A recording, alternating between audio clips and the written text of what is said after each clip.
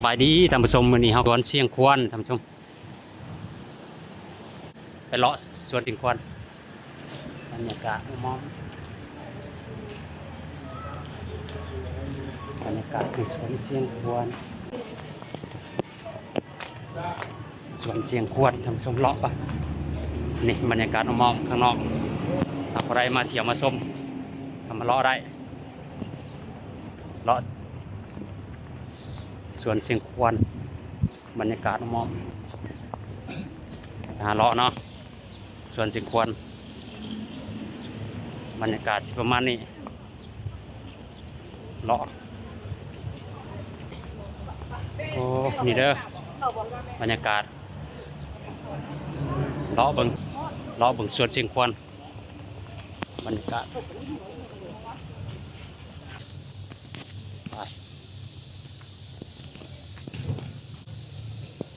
นี่อันนี้คือพุ่นย่างเลาะไปทางล่างผ้าใหญ่นี่อะไรนี่เนาะเลาะบรรยากาศเด้อนี่ท่านผู้ชม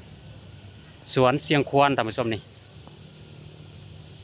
ถ่ายท่านผู้ชมอันนี้ก็จักไม่ย่างนี่ท่านผู้ชมนี่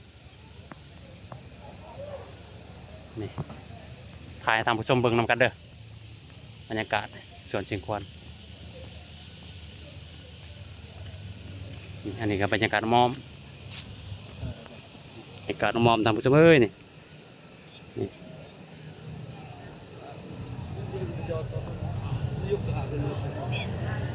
บรรยากาศสวนเชียงควรถ่ายบรรยากาศมอมให้เบิ่งเด้อท่านผู้ชม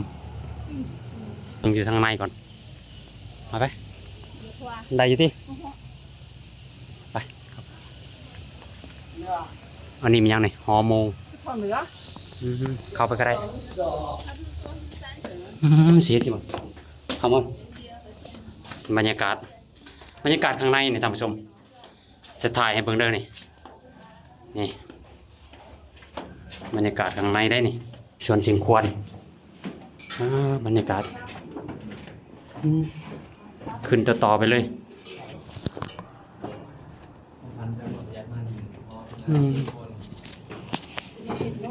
เราจะขึ้นเนาะขึ้นอยู่เทิงก่อนว่าเป็นอะไรบรรยากาศประมาณนี้ขึ้นไปเบิ่งเลยนี่บรรยากาศเนาะโอ้มันมีวิวเนาะอยู่นี่ท่านผู้ชมโอ้นี่วิวท่านผู้ชมงามนี่วิวนี่งามโอ้งามหลายนี่ท่านผู้ชมเบิ่งเด้อนี่บรรยากาศงาม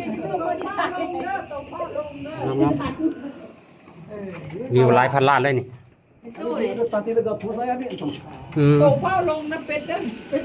นี่มุมนี้ก็งามหลายนี่โอ้งามหลายงามหลายนี่โอ้เบิ่งนี่ท่านผู้ชมงามเลยแนวสิเลาะให้เบิ่งได้ท่านผู้ชมแต่ละมุมติดงามหลายนี่วัดเชียงควรแดดก็บ่ฮ้อนไปเลยนี่แสงมันก็เลยได้แม่นแหละแสงได้ค่อยมาเด้อ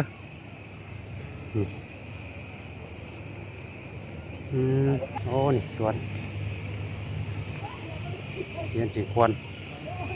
บรรยากาศจะเทิงสิประมาณนี้ท่านผู้ชมงามหลายนี่จะมาตั้งให้เบิ่งอันนี้ก็เสานี่อยู่เทิงไงอันนี้ก็เนี่ยโอ้อันนี้คือบรรยากาศอยู่ข้างเทิงนี่เด้อนี่สิมุนกล้องให้เบิ่งงามหลายนี่งามหลายบรรยากาศแสงก็ได้บ่ฮ้อนบ่ได้มื้อนี้คันเฮาเลี้ยวแล้วเฮาจะไปดินหรือจะไปเลี้ยวลงหลุมนี่เนาะบรรยากาศเด้อท่านผู้ชมขึ้นมานี่แล้วลงอันนั้นไหนบนโถงลูกนี่แหละท่านผู้ชมมาซองมีพวกปั้นโอ้ตัวหนาผมก็เป็นน้ำคลองเนาะเดี๋ยวเบิ่งดูบ่ได้ทางนาของน้ำคลองท่านผู้ชมน้ำคลองเบิ่งเด้อท่านผู้ชมเด้อผู้ใดยังบ่เคยมานี่อันนี้คือวัดเชียงควรเนาะอันนี้เนาะคือวัดเชียงควรไปต่อลงบัดนี้ท่านผู้ชมสิลงแล้วบัดนี้เข้ามาได้ปะ เย็นดีอยู่ในนี่ โอ้เย็นดีเนาะอ๋อนี่เด้อบอลลงบอลลงท่านผู้ชมขึ้นดอกขึ้นไดนี่บรรยากาศที่ประมาณนี้ท่านผู้ชมวัดเชียงควรนะถ่ายให้ท่านผู้ชมรับชมนำกันท่านผู้ชมว่าบรรยากาศเป็นอะไรก็เฮากันนี่เนาะบรรยากาศข้างในแต่เขาขึ้นอยู่เทิงพุ่นแล้วลงมาท่านผู้ชมเฮาเลยลงมาก่อนแล้วนี่เฮาก็เลยจะบ่ได้เข้าเบิ่งเนาะอยู่เทิงนี่ถ่ายให้ท่านผู้ชมเบิ่งซ้ำนี่แหละน่าจะมาเบิ่งเพิ่นนี่ท่านผู้ชม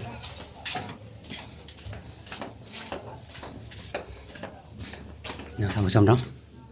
นี่บรรยากาศมุมนี่ก็สิประมาณนี้ท่านผู้ชมนี่บรรยากาศข้างในไปโอ้ยเข้าเนี่ย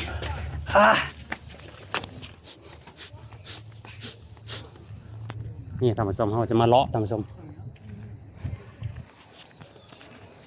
จะมาเลาะบนแต่ละบอนท่านผู้ชมนี่บรรยากาศนี่บรรยากาศของพระเนาะพระแต่ละอาจแต่ลงท่านผู้ชมวัดเสียงควรบรรยากาศประมาณนี้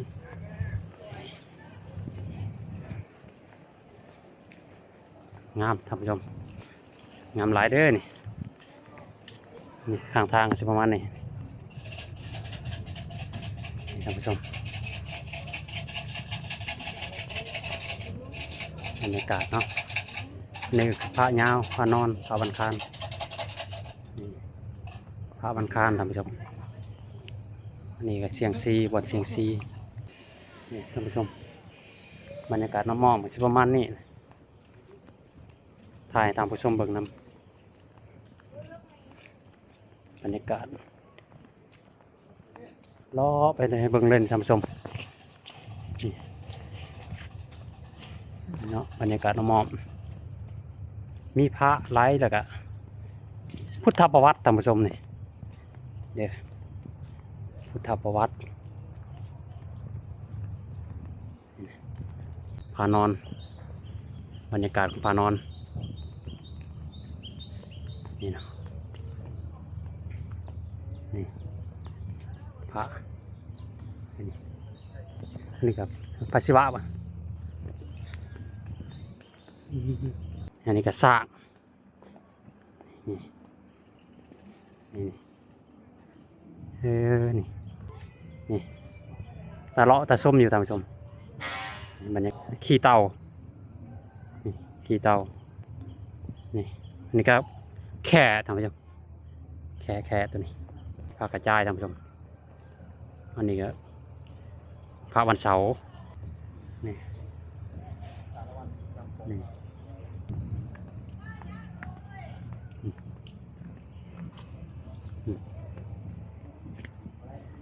อันนี้ท่านผู้ชมนี่แล้วก็นี่โอ้นี่ท่านผู้ชมเบิ่งท่านผู้ชมอันนี้เนาะ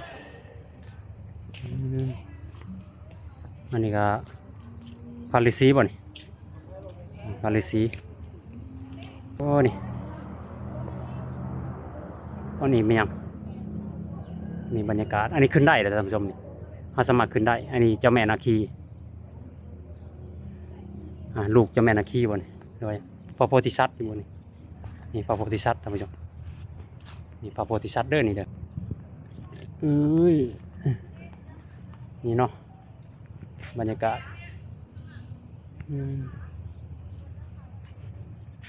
การน้ำมอมเขาก็จะขึ้นเบิ่งเนาะสิขึ้นเบิ่งเด้อท่านผู้ชมเด้อว่ามีหยังมีเทิงขึ้นได้ปะอ๋อก็ไม่สั้นแต่โอ้บ่ขึ้นดอกเจียวบ่ขึ้นขอบ่ขึ้นตัวนี้บ่ขึ้นสูง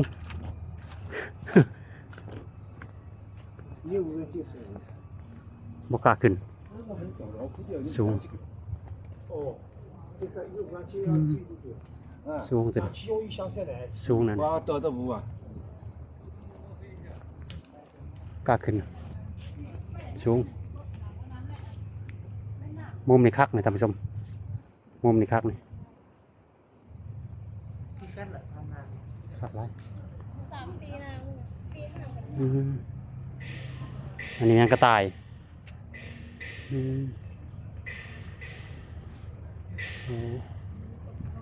อันนี้มียังนี่นะอันนี้มียัง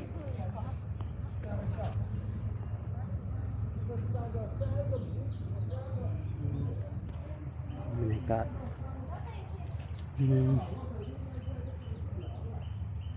โอ้นี่สร้างถวายยังขึ้นได้บ่เนี่ยพ่อ Đấy, em hơn nữa. พอบัดลงที่หน่อยเซียวเนาะฮะพอไปได้ก็ขึ้นมานะนี่บรรยากาศ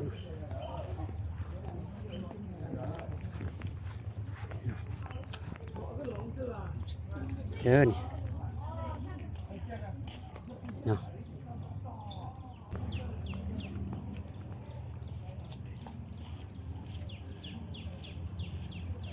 นี่ก็เบิ่งเด้อท่านผู้ชม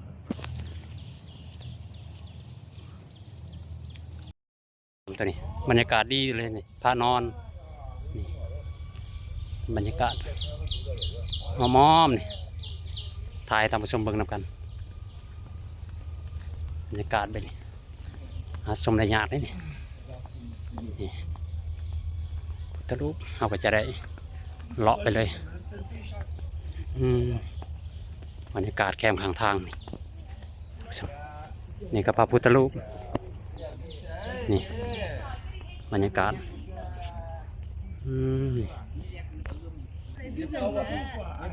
ศิลปะเนาะศิลปะนี่พระรูปอันนี้ก็พระวิษณุป่ะพระเสียงควรนี่ศิลปะ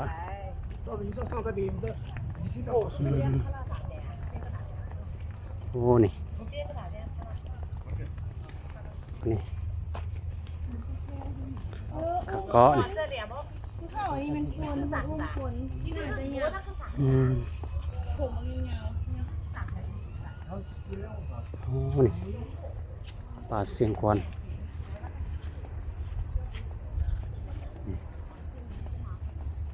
มาเที่ยวมาชมได้ท่านผู้ชมบรรยากาศนี่เนาะมุมนี่คักเลยนี่โอ้คักเลยนี่นี่มุมเนี่ยโอ้คักนี่คนขึ้นถ่ายอยู่เทิงถ่ายอะไรอยู่เทิงลงมานี่งามท่านผู้ชมอันนี้ก็เช่นกันโอ้เนาะสมัครเขาได้เนี่ยมอมนี่การน้องมอมโอ้จะทงเขาลงไปบนปากนั้นเขาจะได้ลงไปเนาะเด้อ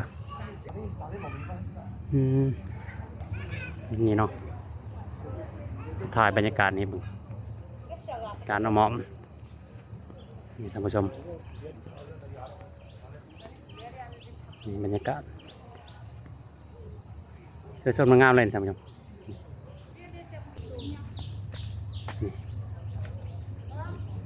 บรรยากาศของสวนเสียงควรนี่ก็พระเนาะหลายอย่างเลยนี่มุมนี่ท่านผู้ชมนี่มุมนี่วิวคักนั่นครับวิวงามบนมุมนี่บรรยากาศโอ้ถ่ายท่านผู้ชมเบิ่งเด้อหับส้มได้ท่านผู้ชมกดไลค์กดแชร์ให้เด้อเฮากระเดาะถ่ายท่านผู้ชมเบิ่งสิไปไรทีไรบอลจะถ่ายให้เบิ่งอ๋อนี่โอ้บรรยากาศนี่ท่านผู้ชมมุมนี้คักเลยนี่คักหลายท่านผู้ชม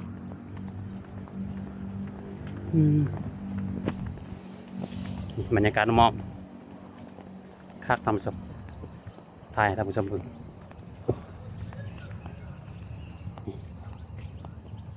สวนวัดเสียงควร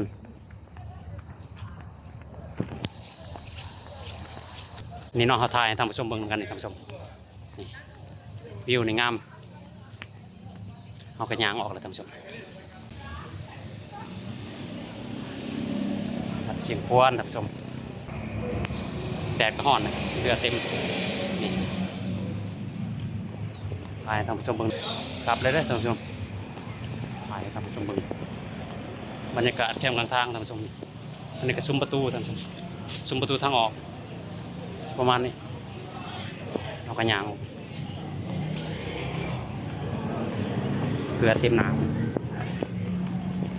วัดเชียงพวน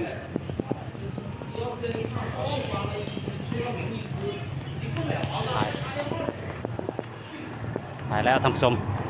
ขอบอกขอบใจที่ติดตามรับชมเด้อขอบใจหลายๆท่านผู้ชม